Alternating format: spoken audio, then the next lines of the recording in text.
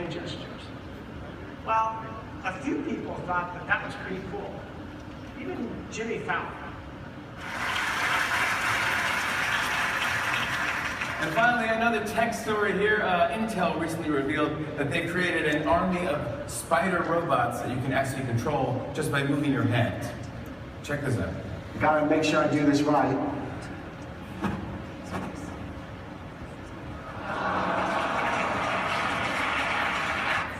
At the end of the world's gonna be fun. Now, I'm not sure if spiders will be responsible for the end of the world, but I have to admit, I do love them, especially the mechanical. So, we've made a little bit of a bigger demonstration of spiders, and I'm going to put on my Curie bear. Are you going to put it on? Or? Sure.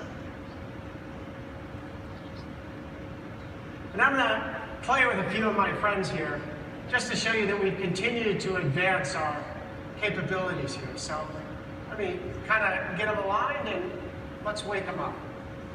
Now that they're awake, let's get them and let's do a little dancing. That's enough dancing. There's one untrained one. Okay, now let's see if we can do the hand pump again. So let me go up.